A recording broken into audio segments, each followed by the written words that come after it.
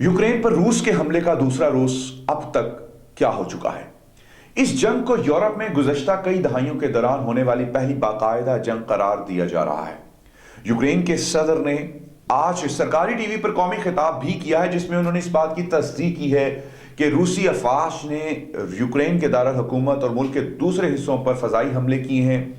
28 लाख के करीब यूक्रेन के दारुल हुकूमत की आबादी है, जिसे रूसी तैयारों ने बुरी तरह तबाह बर्बाद कर दिया है। यूक्रेन के मशरिक, शिमाल और जनूब में वाक़े शहरों में रूस के ज़मीनी दस्तों की पेशकदमी भी जारी है।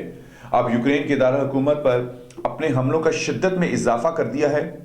यूक्रेन के तीनों अतराफ यानी कि मशरिक से, शमाल से और जनूब से फ़ज़ाई हमलों के साथ साथ ज़मीनी अफवाज के दस्ते भी इस वक्त यूक्रेन में दाखिल हो चुके हैं।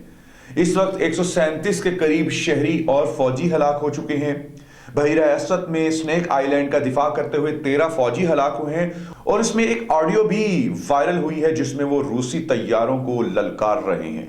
अब यह इलाका रूस के कब्जे में है और अमेरिका का कहना है कि यहाँ बहुत से यूक्रेनी फौजियों को यरगमाल बनाकर रख लिया गया है। यूरोपीय यूनियन, ऑस्ट्रेलिया और जापान ने रूस पर आयद पाबंदियों को मजीद सख्त कर दिया है।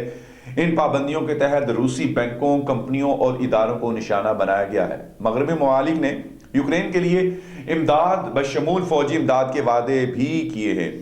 फ्रांसीसी सदर ने फोन किया है, रूसी सदर को कहा है कि इस मामले को यहाँ रोक दिया जाए, मुज़ाकरात किए जाए।